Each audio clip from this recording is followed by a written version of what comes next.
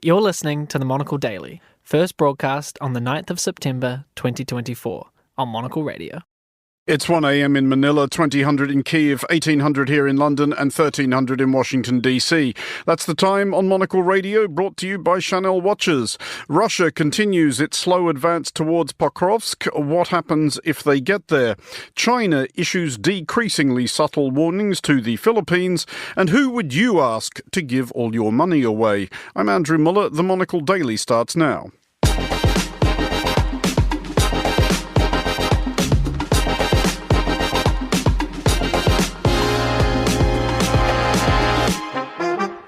Hello and welcome to the Monocle Daily, coming to you from our studios here at Midori House in London. I'm Andrew Mueller. My guests Brant and Olga Tokariuk will discuss today's big stories, and we'll hear from the Venice Film Festival's masterclasses in the craft of cinematic soundtrack.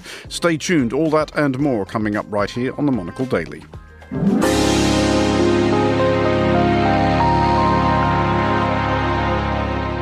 This is the Monocle Daily. I'm Andrew Mueller, and I'm joined today by Brant, the BBC's former China correspondent, and by Olga Tokariuk, a Ukrainian journalist and Chatham House Academy Fellow. Hello to you both.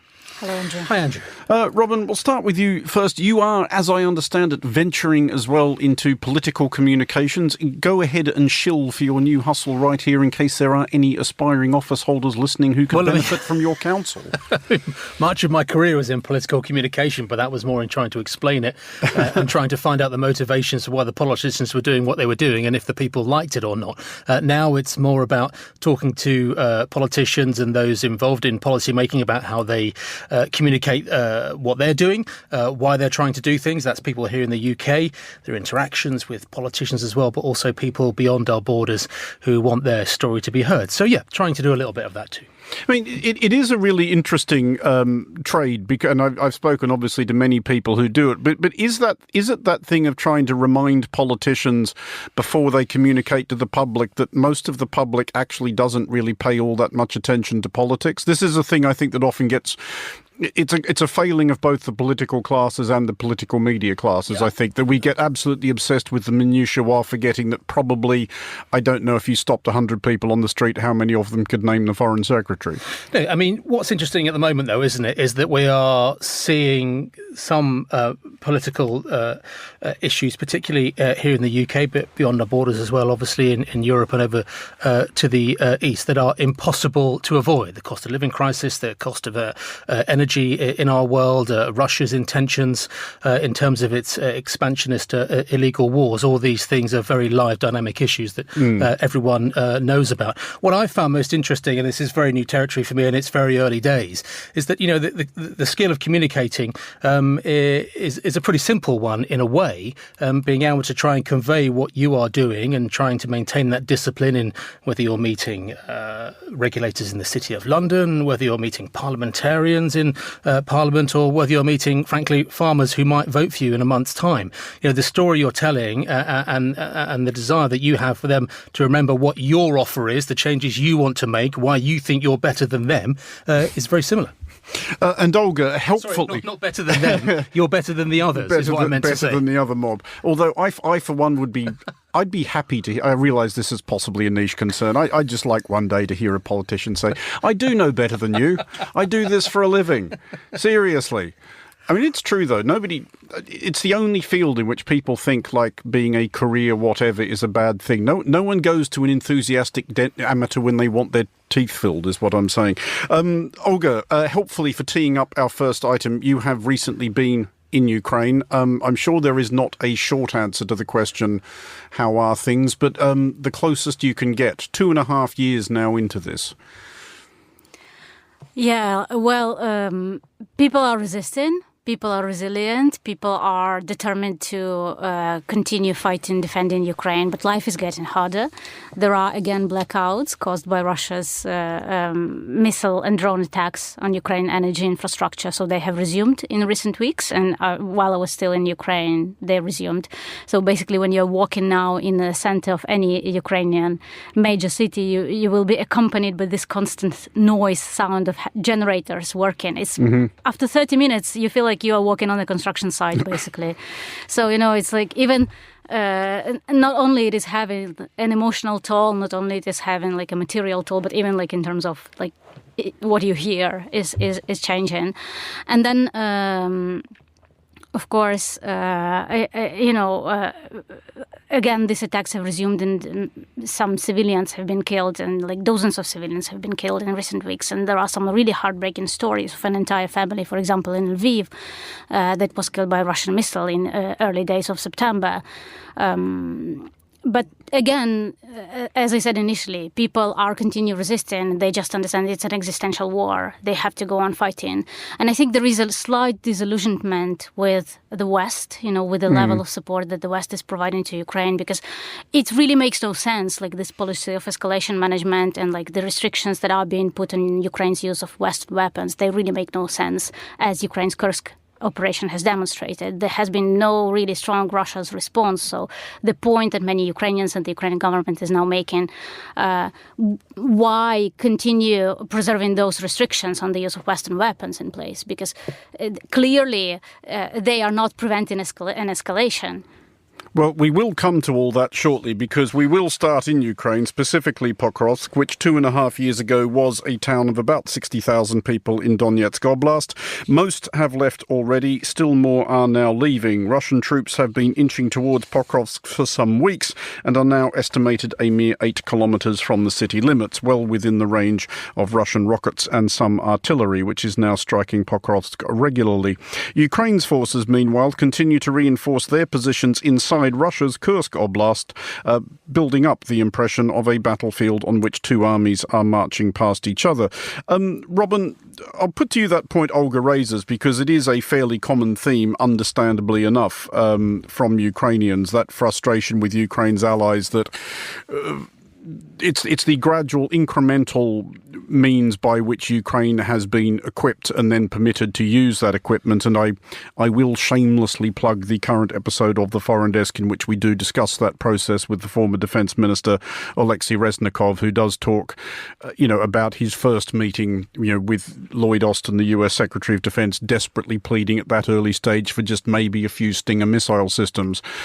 His point being that, if you keep at it, you will get what you want eventually. But is there any good reason that you can see why we, which is to say Ukraine's allies, are still telling them that they can't hit pertinent targets inside Russia at long range? Because the assessment, I think, in Washington and London and beyond of Vladimir Putin and the lengths to which the intelligence services and others in government believe that man is willing to go to win this war is one that still maybe includes literally the nuclear option. And it strikes me that being unsure about what the reaction of Vladimir Putin will be to the use of weapons provided by, sanctioned by the United States or the UK or France with attacks deep into Russian territory is one of the reasons that there is still a resistance. There may be domestic politics to this as far as the Biden administration is concerned. Those in NATO want and need to act as one single unified bloc. That remains hugely important. And yes, in Kursk, we've seen the red lines almost go out the window with that incursion, even though there is reporting in the recent weeks that perhaps Ukraine's advances there are waning. But there's no doubt, if you listen to the heads of CIA and MI6, the SIS, just over the weekend, they believe it was a significant distraction militarily and politically for Vladimir Putin and was successful to that extent. But it did not elicit the response, did it, that many feared from Vladimir Putin. But this was a territorial gain, wasn't it, done for tactical reasons.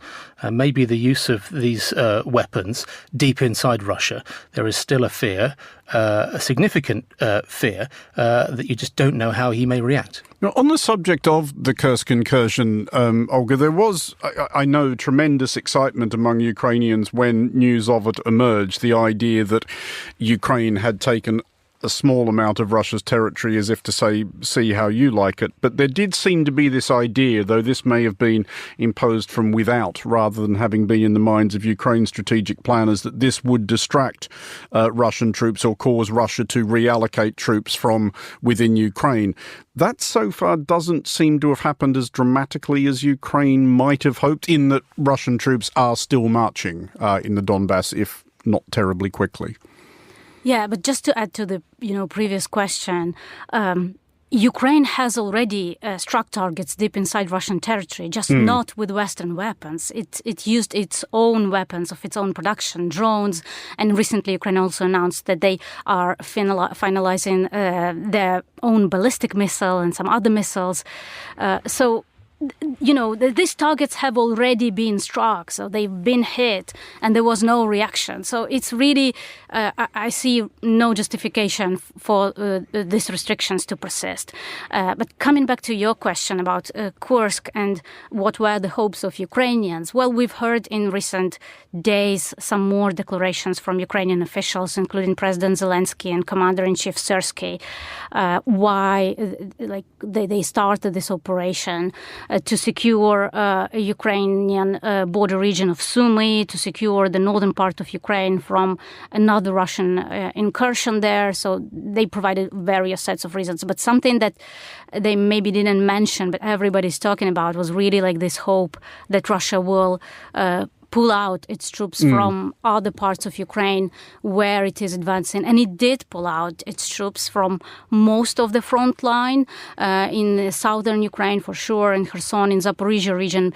But the part from which it did not really pull out its troops, or where that pullout was not that significant, was Donetsk region. So Russians continue advancing in the direction of Pokrovsk.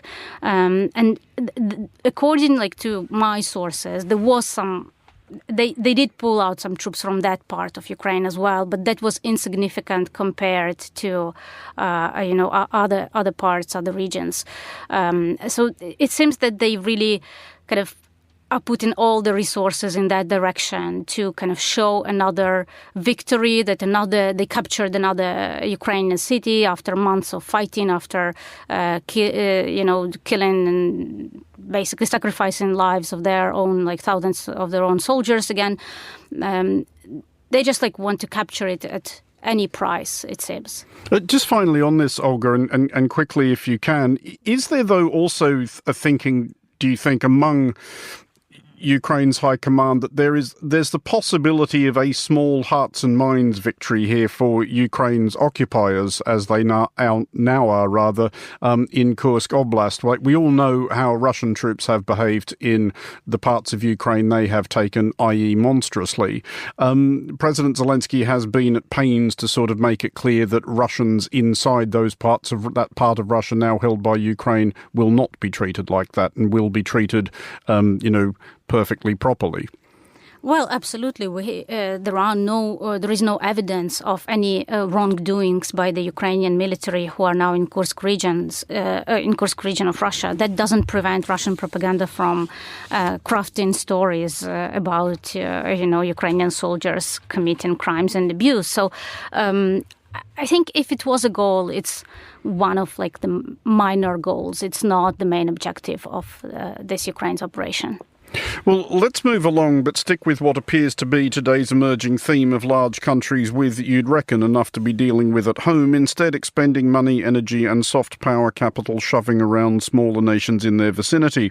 China is making passive-aggressive threats towards the Philippines via the Chinese Communist Party's preferred means of delivering such messages, i.e. the anonymous harumphing op-ed in the People's Daily. Listeners with an elementary appreciation of diplomatic euphemism will not need explained to them such phrases as relations stand at a crossroads and should seriously consider the future. Robin, this is Beijing saying to Manila, nice little country you have here, wouldn't want anything to happen to it, but why? Well, look, remember, Beijing for a long time now, despite the ruling from a United Nations body in 2016, but the Beijing government believes it has territorial claim over vast swathes of the South China Sea. And I do mean vast swathes. They think there's a clue in the name South China Sea, don't they? That is part of the argument. There is a historical, geographical link between that ocean to the motherland, to China, despite the fact that this stretch of water stretches all the way down to and includes territorial disputes with Brunei, Malaysia, Taiwan, the Philippines, Vietnam. But China believes, and it uses what was called a 9-dash line, now known as a 10-dash line on the map. These are literally 10 dashes that define the area it believes it has a territorial claim. The United Nations threw this out 8 years ago, said there is no basis to it whatsoever. But China continues to be in disputes, particularly over energy. A little reported earlier this week, it's told the Malaysians to stop exploration off the north of Sarawak. This is part of sovereign Malaysia. And the confrontation with the Philippines has become particularly dynamic recently, to use a military term. Coast Guard vessels interacting with Philippine vessels, people getting hurt. It looks bad for the Chinese. And remember, this is essentially a dispute over tiny shoals of land that rise just above the waves on the ocean. But it is one that China sees as being absolutely fundamental to its territorial claim. And that is why it is so determined to make it clear to the Philippines and anybody else who's listening that this is its water. The other thing, of course, is that the Philippine government has a defence pact with the United States. It has Beijing behind it. It has Washington behind it. Washington, to some extent, has its back. And so what they don't want as well is this to kind of slip into some kind of nasty, more serious possible military confrontation. But I expect what you will get next is a replay of the classic Beijing trade tactics, tariffs or investigations into the dumping of Filipino pineapples in the Chinese market. And before you know it, that's the suspension of $1 billion fruit kind of industry. But that's the way they often go. And that's the reason why. Olga, do you see parallels here when China starts throwing its weight around in its immediate neighbourhood? And again, referring specifically to that mutual defence treaty with the United States that Robin referred to, is there possibly a similarity here to the way that we have seen Vladimir Putin poking at Article 5 in the last few years, just trying to ask, just occasionally asking the question, how serious about this are you really? Is the ultimate recipient of this message China is sending the United States? Yeah, well, I see parallels even, with all the geographical and historical references. Look into the past to justify, your actions, your current actions. So that's what Russia likes to do, and that's what China seemingly is doing in this case. I think definitely there is like a great power play with the United States here. Although, as a Ukrainian, I hate when, the war in Ukraine is being described as a proxy war. Somehow, the agency of Ukrainians is being denied, and this is described as a conflict between the great powers. So clearly, there is a kind of the domestic element of its relations, China's relations with the Philippines, and, the legacy and the history of that. But I think, especially in light of the upcoming U.S. elections, I think it is possible that China feels emboldened to do that, just to test the reaction and to see, what the response will be and how serious the response will be. I mean, on the subject of responses, Robin, does the Philippines here have any good options? You used the word interaction there to describe some recent encounters between Chinese Coast Guard and Filipino ships, which is one way of putting it. But we've seen Chinese Coast Guard ships, clearly ramming Filipino ships.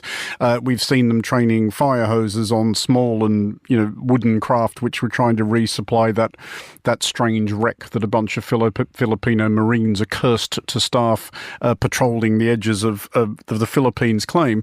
But when that happens, what can the Philippines actually do? They can't very well open fire on one of the Chinese ships because you would easily imagine that that would create more problems than it might solve. And it's not like the United States is going to start torpedoing Chinese Coast Guard ships either. So what can the Philippines actually do?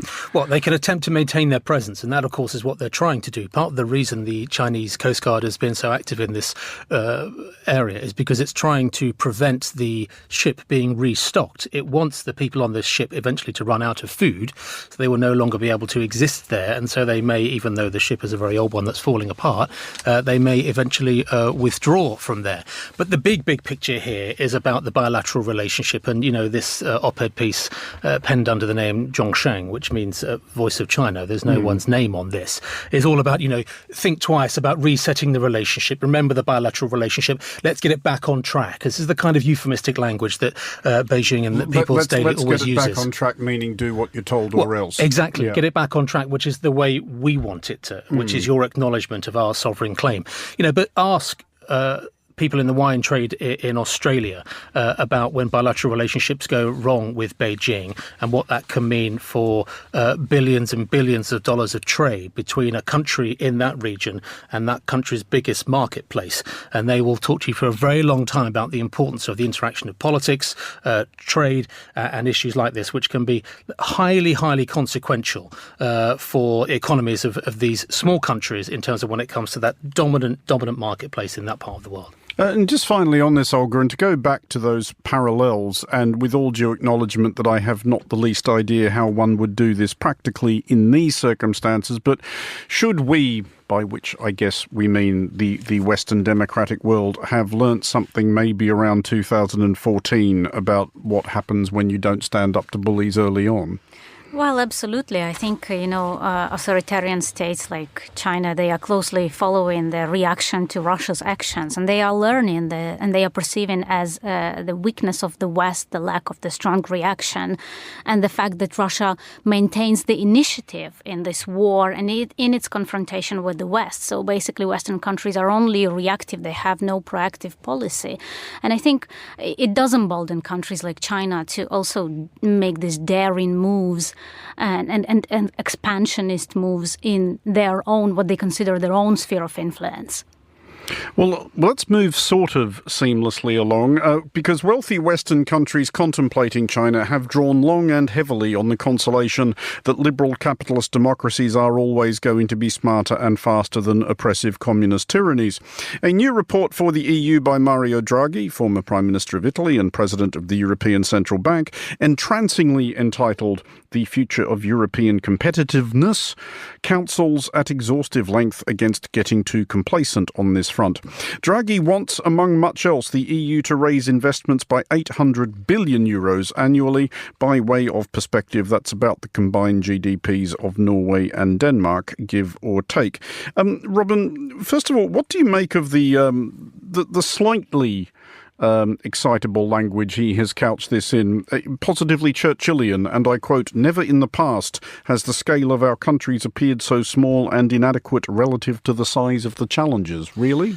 Well, I mean, he's calling this an existential crisis, or rather an existential challenge for the European Union. He doesn't believe it's do or die, but he believes it's do now or kind of suffer a very slow decline. And when you read some of the details in this report that Mario Draghi was asked to put together a year ago, I mean, it is quite staggering. In the comparison with the United States, per capita real disposable income has grown almost twice as much in the US as in the EU since 2000. That is evidence he points to of America's dynamism, its innovation, and of course the European Union's stasis. He talks about Europe being stuck in an industrial decline. He talks about academic institutions. There are many of them in the European Union, but when it comes to research and patents and publications of research, they are nowhere near as industrious as those in the US and China. And he talks about regulation. I mean, that adage, America innovates, the EU regulates. I mean, that's at the heart heart of one of the significant criticisms he is pointing to, or one of the perhaps one of the ills that he believes needs to be addressed by Ursula von der Leyen and others within the European Union. So he doesn't pull any punches. Regulation, he believes, and further hurdles to economies of scale across the European Union, particularly in the defence industry. He believes these are real problems, and he does describe it as an existential challenge. Olga, I'm going to go ahead and guess you were very much Team Draghi, re the bits on defence spending and the need for much more of it. Yeah, well, absolutely. And, just thinking about this, I'm also thinking about the differences between different countries in the European Union and how, paradoxically maybe, that countries that are the biggest economies, that are leaders of the EU, also political heavyweights, are those that are maybe less propensive for, innovation, digitalization, and increase of the defense spending. I'm talking about Germany, I'm talking about France, I'm talking about Italy. While, on the other hand, countries such as the Baltic states or Nordic countries or Poland are very innovative, very dynamic, very digitalized. Estonia is one of world's champions in digitalization. And I think the current state and the kind of the balance of power in the European Union, in which still the most power belongs to the biggest economies, does not necessarily reflect, and the decisions that they make does not necessarily reflect what is best for the EU. I mean, is it clear, just finally on this one, Robin, what he thinks the way forward is, or specifically where he hopes this 800 billion euros is coming from? It's not a small amount of money. No, it's not. It's a huge amount of money. I think it would be equivalent to a level of investment that the European Union or its forerunners had not seen since the 1970s. And look, the appetite for increased borrowing across the European at the moment, I think, is probably absolutely zero. The comments on regulation are interesting, but also he's pointing to where the United States and China have managed to be so successful in terms of industrial policy, in terms of particular progress and AI, and that is essentially, far fewer regulations in the United States, and China's ability to act on a grand national scale, which, whatever you think about the Communist Party, whatever you think about China as a country, has seen success when it's come to what's known as Made in China 2025. That's that progress in strategically important areas of technological advancement in aviation, in biomedical, and of course in EVs and solar panels. So, pointing to where the successes are is a key part of this, as much as it's pointing to where the problems are across the European Union. Well, we'll move along to the eternally vexed subject of tax, broadly definable as any levy which everybody thinks everybody else should pay more of. As party conference season looms here in the UK, one of the ideas at large in some sectors is that of a wealth tax, perhaps similar to that instituted in Spain a couple of years back, stinging citizens worth 3 million euros for 1.7% of it, those worth 10 million for 3.5%. It raised, for all the attendant headache, a relatively trifling 632 million, all of which caused us to recall the innovation of Austrian heiress and activist Marlene Engelhorn, who earlier this year, and aged just 32, assembled a panel of more or less randomly chosen people to give away most of her 25 million euros. Olga, it is quite, I mean, she's kept a few bob, I think, to see her right, and fair enough, she's only 32, who knows what will happen. But nonetheless, that is an extraordinary gesture. So what we wanted to ask basically each of you in turn was, who would you ask to give away your 25 million euros? Well, I have an endless list of Ukrainian charities that I support, and I donate my meager part of my meager savings to. So there won't be a problem with that, actually. You think you've got it covered yourself? Yeah, I mean, there are people whom I trust who are doing purchasing tactical medicine kits, and who are providing psychological support for veterans and children affected by war. So I think I will just give, if I had these millions that the Baroness had, I would give a part to them, and I'll ask them to redistribute the remaining part. Robin, I was put in mind of this, and this is a phenomenon you see a lot in the United States, of extremely rich people going the charitable philanthropic route rather than giving it to the government, and feeling like that's the better way forward because they can then decide where their money goes, which I suppose is reasonable enough in a way. But does this basically just get us away from the idea of incredibly rich people still paying tax? She still basically gets to decide how her money has spent to an extent. I mean, look, I've met someone who's done something very similar to this. Not too recently, an American entrepreneurial millionaire who sat down with members of his immediate family and said to them, "Look, I want to give you some of my money now, so you can use it now. What will you do with it?" And some spoke about charitable giving. Some spoke about other academic ideas that they thought would be beneficial in the years ahead. Some were very resistant, he said to me. Some just didn't want to know. They said, "Look, it's your money. You decide."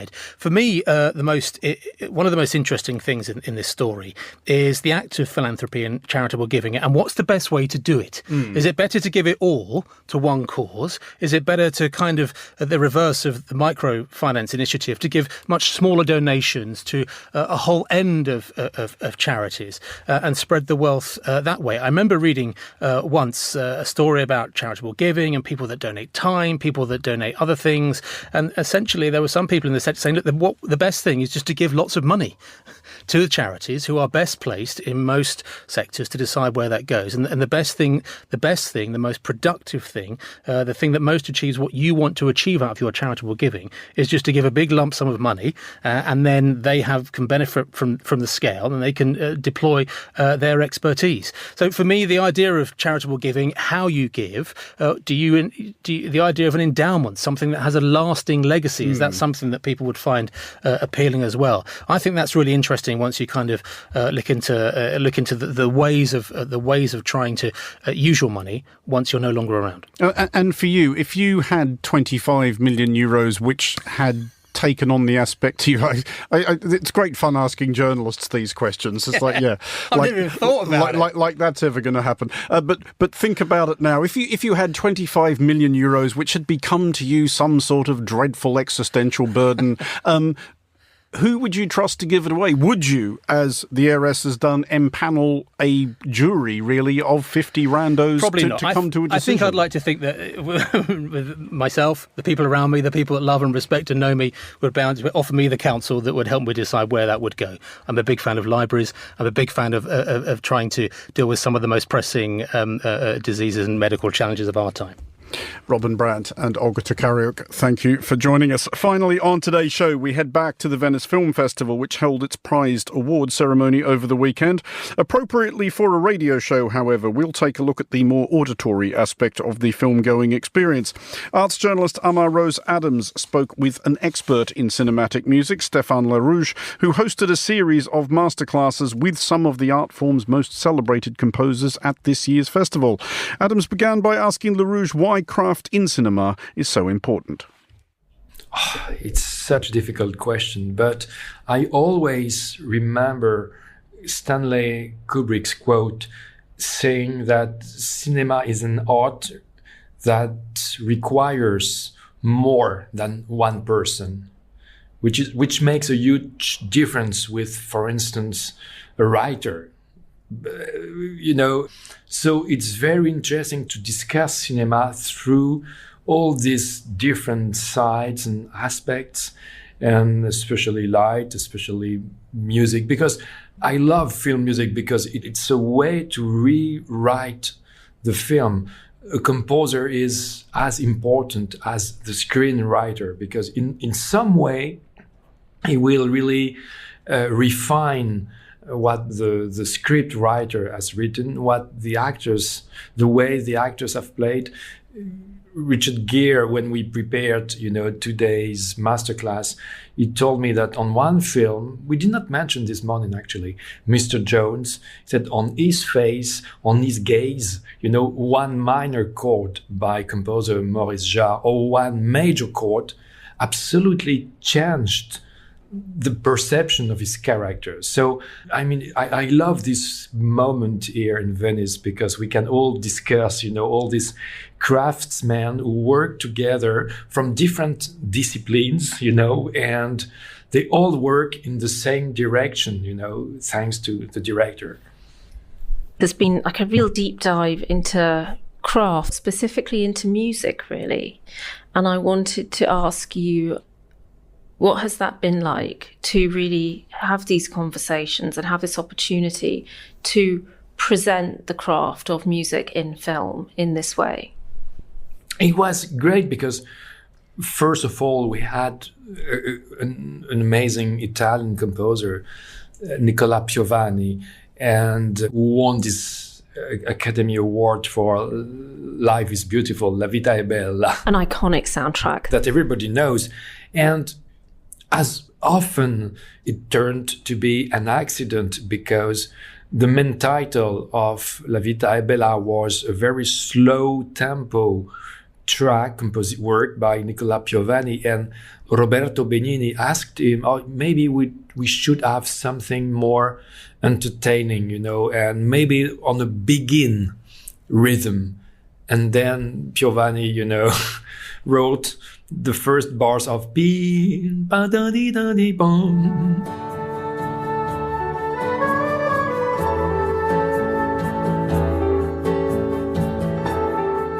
And then it turned to be now is maybe most worldwide famous, composition. So, and it's interesting because Piovani was the last composer of Fellini, and that's an amazing. He had been able to give an ending to the Fellini from a music point of view to Fellini's career. So it was really great to be with him and to have him explaining, for instance, that he already walked on a tightrope when he had to score La Stanza del Figlio. It's about, the passing of a son for a father and a mother and a sister. Father is played by Nanni Moretti himself. And you remember, we saw that clip and he explained how difficult we saw these characters, in their daily life. The father is cooking. There is nothing dramatic on the screen, but you must express or reveal his pain, but without too much what we call in Latin pathos, being too expressive or demonstrative, Because it's about communicating loss. Yeah. Which is space. Exactly, yeah. And so I really loved, this moment with Nicola Piovani and getting this testimonial from Marco Bellocchio, from Laura Morente. But to be honest, at the beginning, he was a bit reluctant to show clips. He said, yes, I'm not that sure people know these films. And I said, Nicola, I think the audience needs also some reminders, We can't really discuss cinema and music without having some clips and without listening to your writing. And finally accepted, these clips. And that was really a great moment. Claude Lelouch is different because, as you heard yesterday, he always contacts his composer before shooting, make him compose and record the original score before the shooting so that he can use the music on the set, and use it as an actor, director in some way. This is a last question to Claude Lelouch. I had a list of, 300 questions. And finally, we missed time. But I wanted to ask him if it was as easy from his perspective, as easy to talk, to communicate with a composer than with a cinematographer, for instance. And usually when they speak to a composer, directors are a bit, lost because they have the impression that they just miss a common vocabulary. It's easier to say to a cinematographer, please, I don't want this light, I want a rougher light, because within the space of 10 minutes, the cinematographer will just change the light fixtures. In the case of music, it's more abstract, it's a different world. And many directors say that in that case, they have the impression to give the key of the flat, of the room, to another creator, And sometimes at the recording session, they say, but this is not exactly what I imagined. Because another creator brings something additional and something that they maybe not expected. It's another creator, it's an artist with his own subjectivity, his own gaze, his own look at the film. Yes. And I remember once I loved composer Michel Legrand. Who scored Thomas Crown Affair and Summer of 42.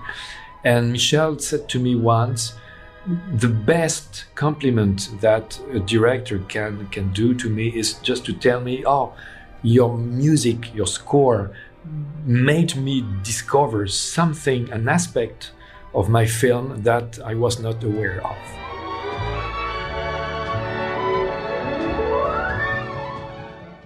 That was Stéphane Le Rouge speaking to Amar Rose Adams at the Venice Film Festival, and that is all for this edition of the Monocle Daily. Thanks to our panellists today, Robin Brant and Olga Tokariuk. Today's show was produced by Anita Riotta and researched by Gunnar Grunlid and Sana Jumani. Our sound engineer was Sarah Nichol. Don't forget to subscribe to Monocle's free daily email bulletins by heading to our website at monocle.com. I'm Andrew Mueller here in London. The Daily is back at the same time tomorrow. Thanks for listening.